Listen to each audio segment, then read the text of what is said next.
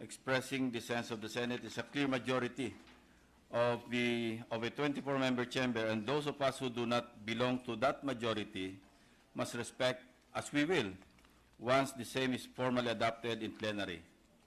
In the meantime, Mr. President, that we have not voted on the said resolution, it is also within our right to express our views against the adoption of such resolution. Having said that, will the distinguished gentleman yield to a few clarificatory questions? Willingly to the gentleman from Cavite. What is the intent of this resolution? Mr. President, the intent of this resolution is to, well, place on record the Senate's position and to make it public that under the Constitution, it is the Senate that has the sole and exclusive power to remove a sitting Chief Justice. And because a quo warranto case was decided by the Supreme Court to remove a sitting Chief Justice, it is the position taken by 14 senators that we must place on record our view that such a quo warranto proceeding violates or is in violation of the Constitution. And having said that, Mr. President, since the matter is still pending by way of a motion for reconsideration, perhaps this resolution,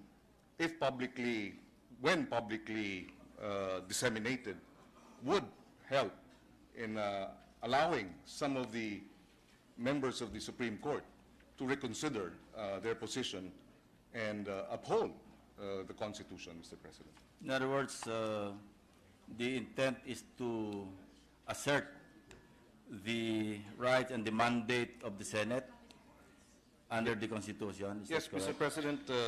We all took an oath, Mr. President. In which an impeachable official may only be removed by impeachment. That is correct, Mr. President. We all took an oath as senators to uphold and defend the Constitution.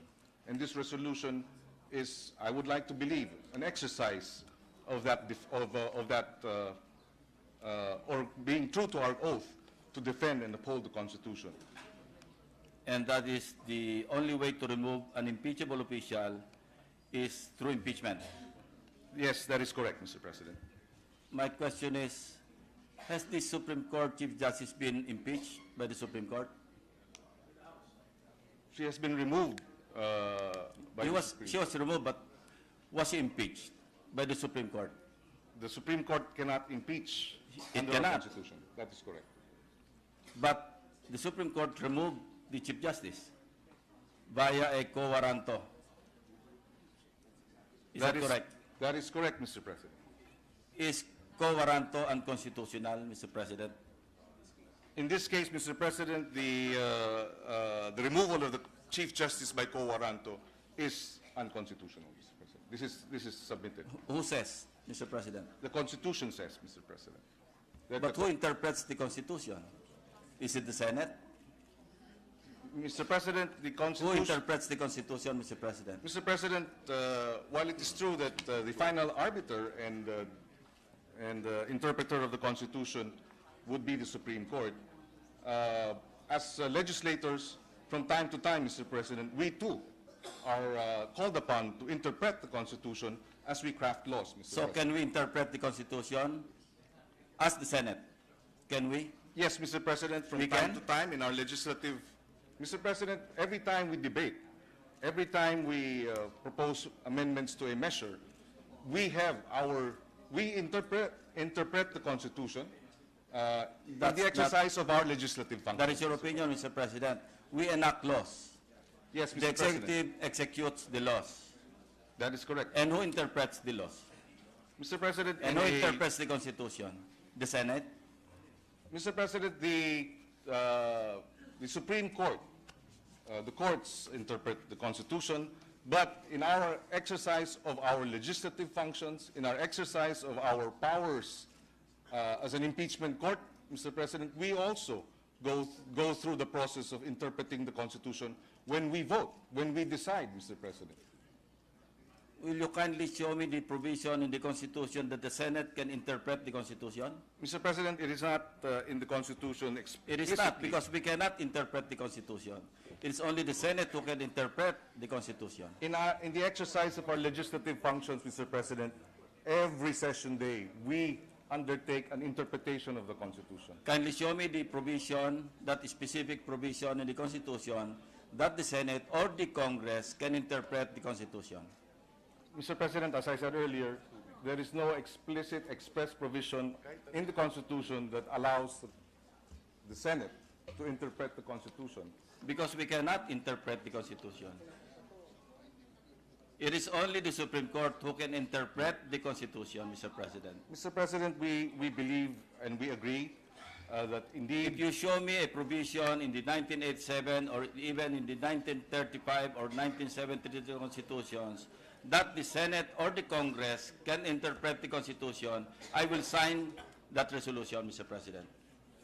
well, Mr. President, precisely, there is no provision in the Constitution. Precisely. So why are we interpreting the Constitution? Mr. President, it is not so much that we are interpreting the Constitution as we are upholding the Constitution as we argue that the sole power to remove a Chief Justice is vested in the Senate in an impeachment trial. And it is your opinion that the only way to remove an impeachable official is through impeachment? As the Constitution says, Mr. President. Well, the Constitution also says that an impeachable official may be removed by quo warranto, Mr. President. Mr. President, it is not in the Constitution. It is in the Constitution. It is in Article 8, Section 5, Paragraph 1, Mr. President. Kindly look it up. May we have the provision again, Mr. President? If I'm not mistaken, this refers to electoral protests, Mr. President. I'll read it to you, Mr. President. Article 8, Section 5. The Supreme Court shall have the following powers. Paragraph 1. Exercise original jurisdiction over cases affecting ambassadors, other public ministers and consuls, and over petitions for certiorari, prohibition, mandamus, quo warranto, and habeas corpus. Is it your view that the Senate, as a collegial body, can question an action taken by the Supreme Court on a judicial matter such as certiorari, mandamus, prohibition, habeas corpus, or Yes, Mr. President, because precisely the Constitution says that, Mr. President, that we have the power to remove, we have the exclusive power to remove, by impeachment? yes, But can we impeachable remove- officials But how was the Supreme Court Chief Justice removed? by quo warranto, Mr. President, but And but does the Supreme Court not have original jurisdiction over quo warranto, yes, over impeachable officials? well, Mr. President, we beg to disagree that they have the power to remove impeachable officials through quo warranto. But who can interpret? Can we interpret that provision of the Constitution? Who has more right or who has the right to interpret this provision of the Constitution that an impeachable official may be removed by quo warranto? The Senate? Well, ultimately, Mr. President, It is the Supreme Court. that is right. And But we believe that Can we exercise, under Rule 65, the Supreme Court can even reverse a legislative action or an executive action. In the Can the exercise- Senate, in the exercise reverse- in the exercise of their judicial powers, yes, Mr. President. of course, Dissent from the Senate. Mr. President, With the permission of the two gentlemen, the minority leader is recognized. what the resolution proposes is just to express the sense of the Senate. And I think even even an ordinary citizen can express his or her view on this matter. All that the resolution is saying is 14 senators have signed this resolution expressing the sense of the Senate.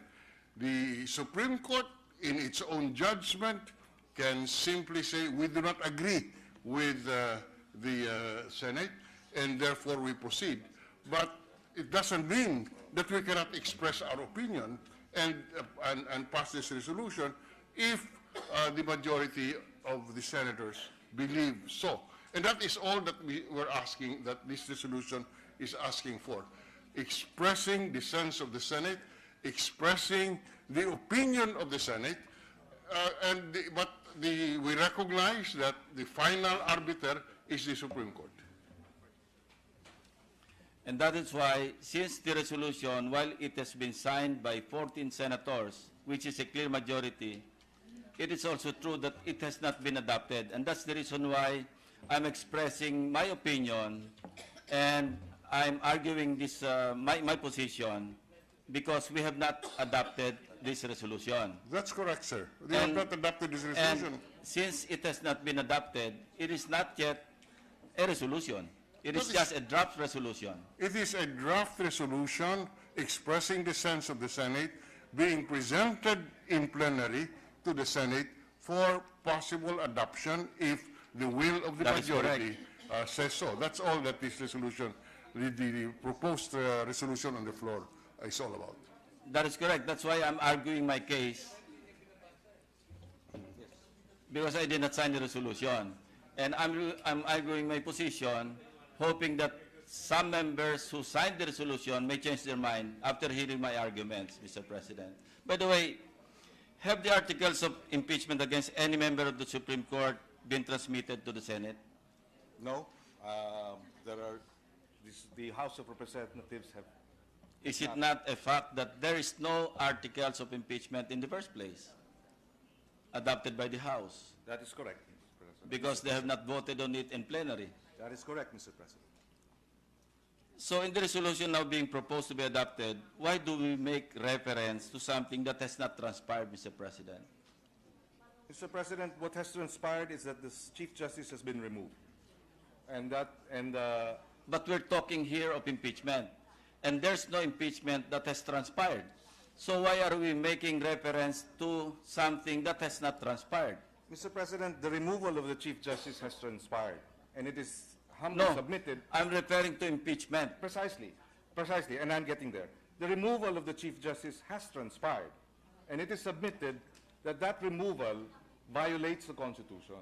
This is because we have. But who interprets the Constitution? No, may I just, because we, as a Senate, we have the exclusive power to remove impeachable officials through impeachment. Well, that's your opinion, through impeachment. Yes. But did the Supreme Court impeach the Chief Justice?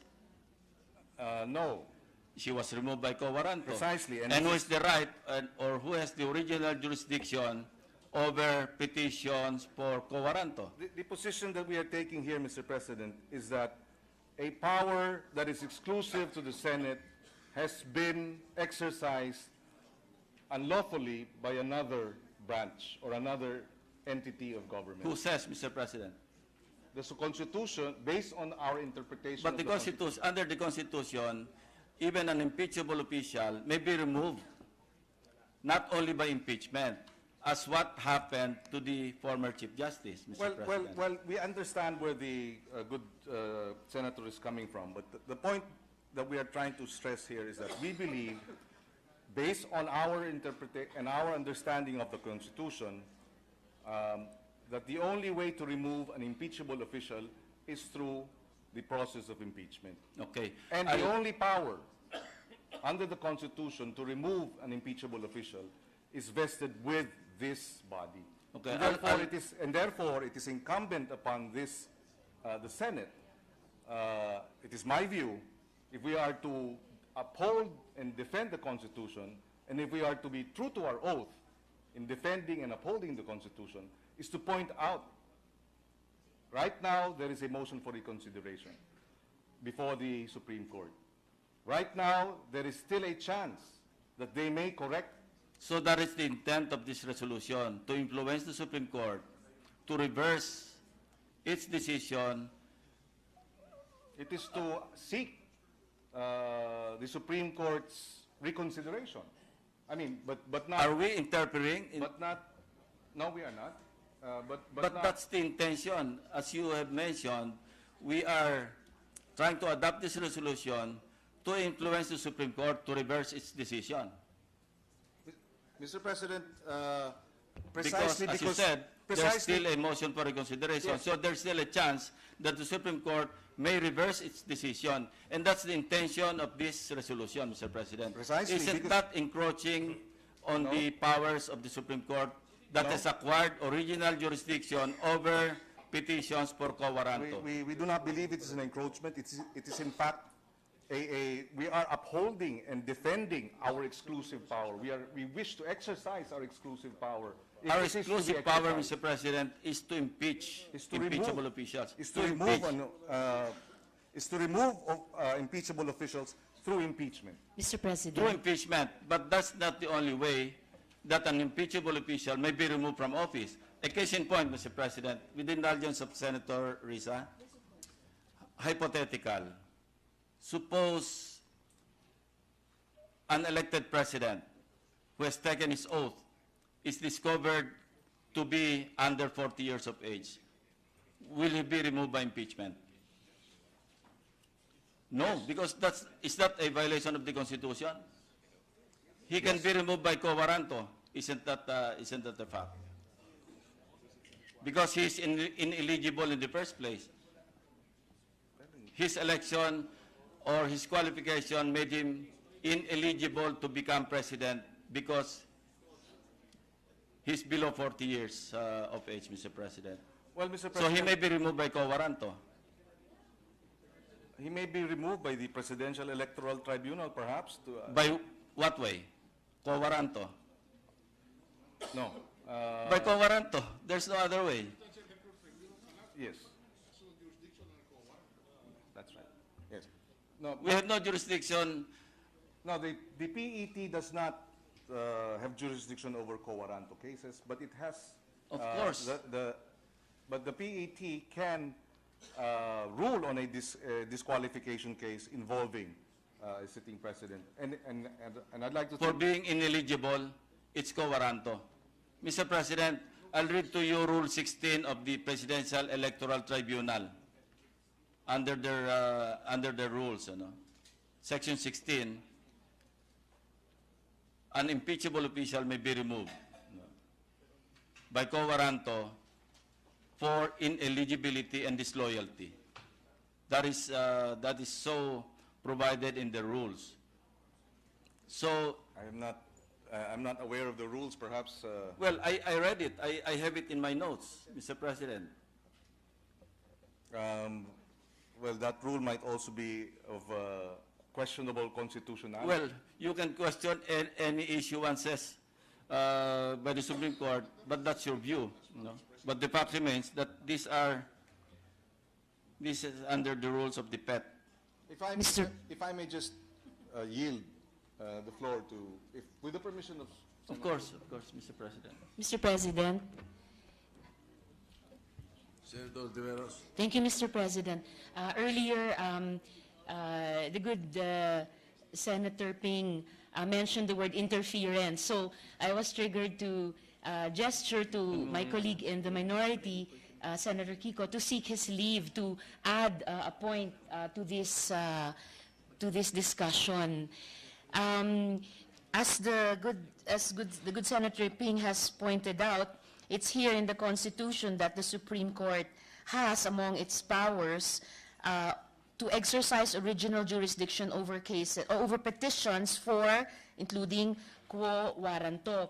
And all throughout the quo warranto process of the Supreme Court, we, the Senate, have exercised extreme respect and institutional courtesy toward them. In fact, except for the initiatives which I admire greatly of a couple of our colleagues in the minority, as an institution as a whole, we have spoken only now through this resolution seeking to express the sense of the Senate. And yet, what has happened is that the quo warranto process of the Supreme Court has had the effect of preventing us in Congress from exercising our own mandate, under the Constitution. It has had the effect in what is supposed to be our Republican form of government with separate and co-equal branches of government that are supposed to be able to check and balance each other.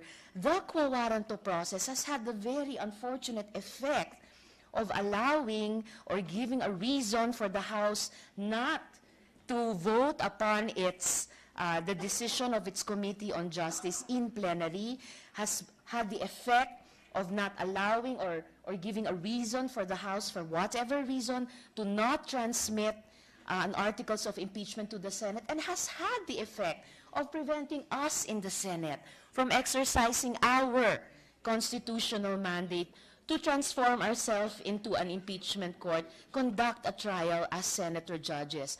We have exercised the utmost institutional courtesy vis-a-vis the Supreme Court, even in their quo warranto process, but unfortunately, their quo warranto process has had the effect of preventing us from exercising our constitutional duty. And that is one of the points, Mr. President, good Senator Ping, that this resolution expressing the sense of the Senate seeks precisely to express that we wish to uphold, just as we are respecting the mandate of the Supreme Court. The language of the resolution is extremely respectful towards the Supreme Court, but at the same time, equally, we wish to uphold our constitutional, not just privilege, but responsibility in the matter of impeachment. Thank you, Mr. President. I'll read to you, Mr. President, the Section 16, which I mentioned earlier. Section 16, this is under the rules of the PET. The PET, by the way, is composed of 15 justices of the Supreme Court. Section 16, quo warranto. A verified complaint for quo warranto contesting the election of President or Vice President on the ground of ineligibility or disloyalty to the Republic of the Philippines may be filed by any registered voter who has voted in the election concerned within 10 days after the, so forth and so on.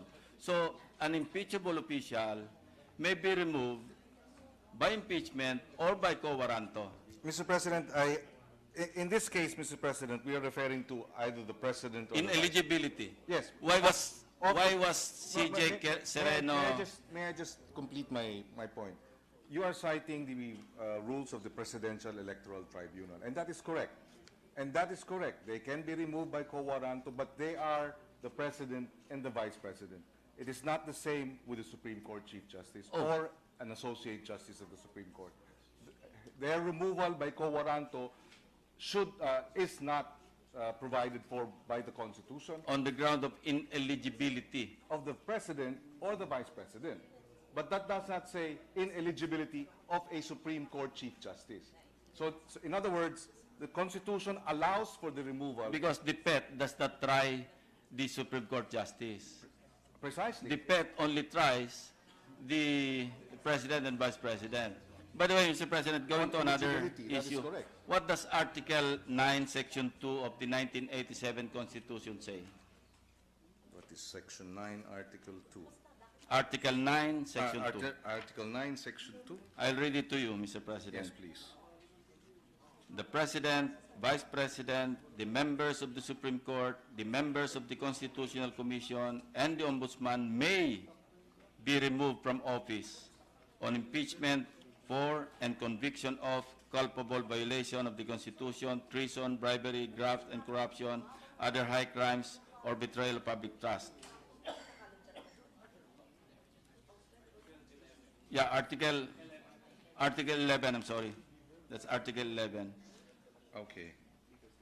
The operative word here is may. Mr. President, but you must proceed to the last sentence of that section because it qualifies the may, Mr. President. I don't have a copy of the Article 11, Section 2.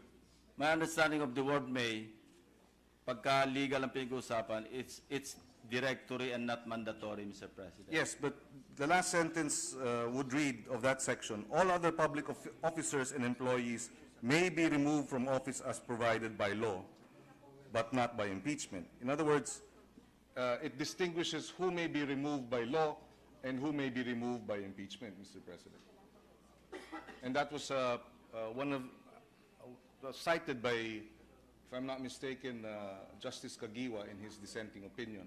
That's a dissenting opinion. That's not the majority opinion, Mr. President. Well, it was a close vote, Mr. President, and we are still in the motion Whether for it's a close vote, reconsideration. it's still a majority decision, and that's the decision of the Supreme Court, Mr. President. I'm not a lawyer, but I understand how the Supreme Court rules.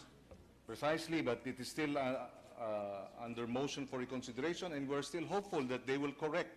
A motion for We're reconsideration. hopeful by way of this Mr. President, resolution, Mr. President, a motion for reconsideration is precisely available so that justices or judges who may have erred, made a mistake in the interpretation of the law or a ruling could change and correct that mistake, Mr. President. And it is our position that it was a mistake to have removed a Chief Justice by way of quo warranto, and therefore they may still correct this mistake by way of reversing themselves in the motion for reconsideration. I'll go back to my previous question, Mr. President. Under what provision of the Constitution can the Senate question the action of the Supreme Court? Kindly provide, and I'll sign, right now, I'll sign the resolution if you can show me a provision in the Constitution that the Senate can question a ruling of the Supreme Court. Mr. President, Under the principle of check and balance, Mr. President, do we have the authority under the Constitution to Mr. do President, that? I will go back to the point raised earlier by Senator Drilon. We are simply expressing the sense of the Senate in this resolution. If the Supreme Court acts on our sense of the Senate resolution, fine. If not, then we will have to cross the bridge when we get there. But the point being, we are not precluded from expressing our opinion as a Senate in this resolution, Mr. President. Mr. President.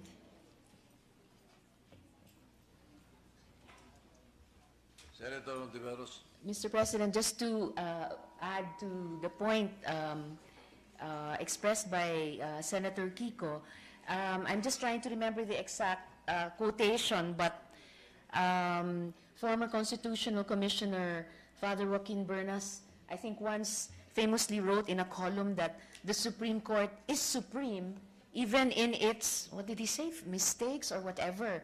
So, and to add to what Senator Kiko was saying, the Senate, yes, as an institution, or even individual senators, actually, Mr. President, even any ordinary Filipino citizen, if he or she believes in good faith that a mistake may have been committed, even by the highest court of the land, respected by all citizens, then it is not only our right, but our duty to raise this point so that through the constitutional mechanisms and processes given us, that mistake may possibly be corrected with all due respect, as the respectful tone of this resolution is couched in. Thank you, Mr. President.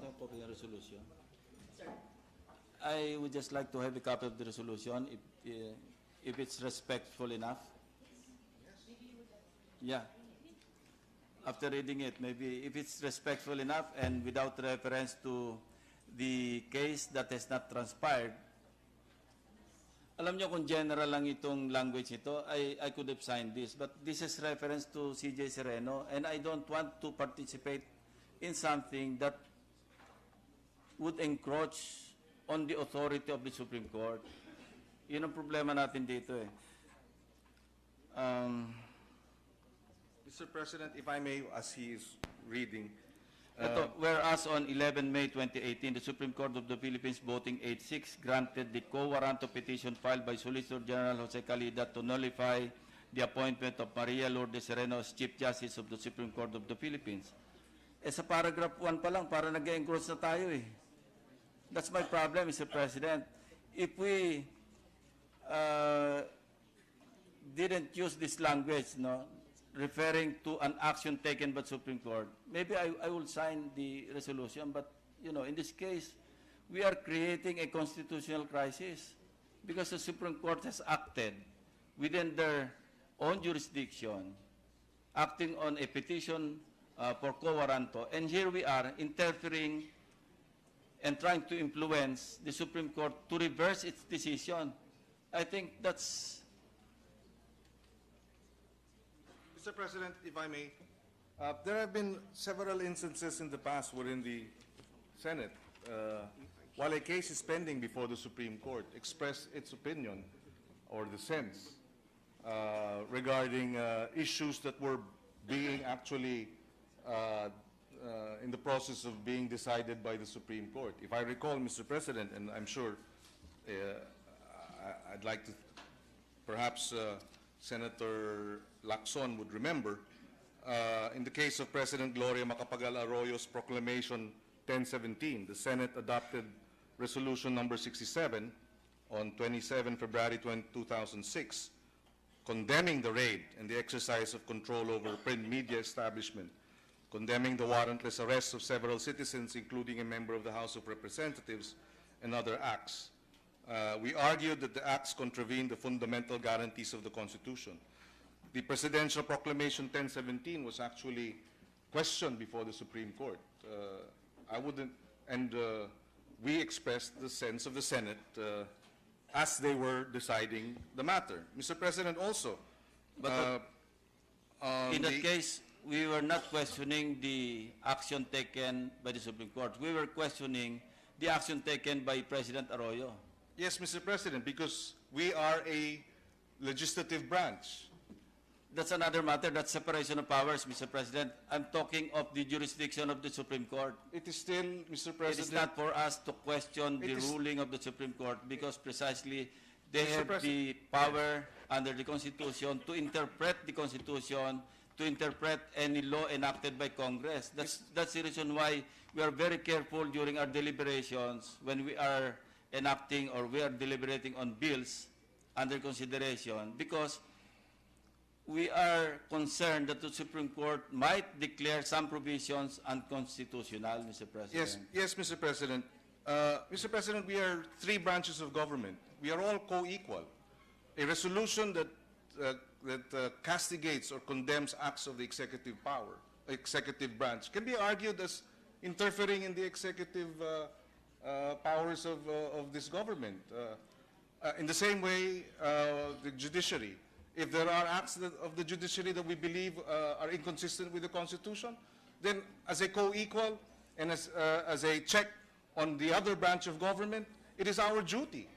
It is our mandate to act as a check on other branches of government, not just the executive branch, but the judiciary as well, Mr. President. Ito po isang nasa resolution, Mr. President. Now, therefore, be it resolved, as it is hereby resolved, to express the sense of the Senate of the Philippines to uphold the Constitution in the matter of removing a Chief Justice from office, and respectfully urge the Supreme Court to review its decision to nullify the appointment. Bakit po natin pinangungunahan? Hindi po, respectful po ba yon sa Supreme Court? Pinangungunahan natin? Talaga naman re-reviewin nila because there's a motion for reconsideration. Precisely, Mr. President. Is that respectful enough, Yes. Mr. President? Yes, we believe Are we so, being Mr. President. respectful for telling the Supreme Court to review when in fact it is already reviewing? Yes. Is it respectful, Mr. President? Yes, we believe so, Mr. President. We believe we've couched it in such a language that recognizes the need for a co-equal to show respect to another co-equal. And I'd like to think, Mr. President, that's why 14 of our colleagues affixed their signature, precisely because they too believe that this is a respectful way of asserting our power, our exclusive power, Mr. President. What does Rule 65 of the Rules of Civil Procedure say, Mr. President? Related to sa ating pag-uusapan. May we have the rule, Mr. President? Petition for Yeah. certiorari, Mr. Petition for certiorari when any tribunal, board, or officer, ito yung sinasabi ko kanina, only the Supreme Court has the power, has the authority under the Constitution to review and even reverse the action taken by a co-equal branch. But we, as the Congress, cannot question the action taken by the Supreme Court because hindi naman tayo pwede mag-exercise ng Rule 65, Mr. President. Can we reverse the action of the Supreme Court? No, the sense of the Senate resolution does not seek to reverse, it's not reversing, Mr. President. It is just expressing the sense of the Senate that perhaps the Supreme Court should reconsider its position. So we are still deferring to them to reconsider the decision, recognizing precisely that they have the power to decide on certain cases, Mr. President. And in this case, the co-warranto case, we are hopeful that they will correct the erroneous ruling, Mr. President. Is this being respectful to the Supreme Court, Mr. President, whereas the Supreme Court's decision to grant the co-warranto petition sets a dangerous precedent that transgresses the exclusive powers of the legislative branch to initiate, try, and decide all cases of impeachment? Is that respectful enough, Mr. President? I believe so, Mr. President. That is still respectful. It And is strong. These are strong words, Mr. President, but they are still within what I would consider respectful.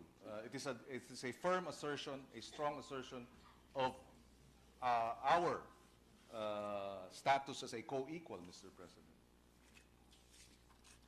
Anyway, Mr. President, I still have questions to ask, but it's already 2 o'clock in the morning, and we can discuss this at a later time. It's 11:59. It's 11:59 according to my It is 1:50, Mr. President, in the morning.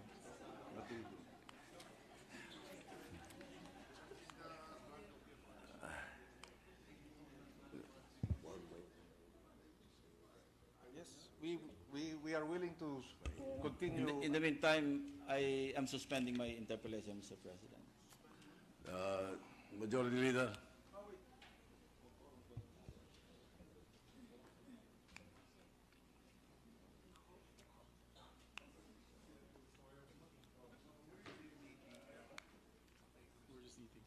Mr. President, Hindi, pinasa natin ito kanina. my problem is we have one more member who wants to interpellate. But dahil gusto niyang sumama ang tiyan niya yata, ay umuwi na. Si Senator Gordon. I've been locating, I've been calling him up. May I ask for 1 minute suspension, Mr. President? Session is suspended. Sidimbak siya. Uuwi na. Sir, sponsor ko. May back siya, benta. Habang may lal.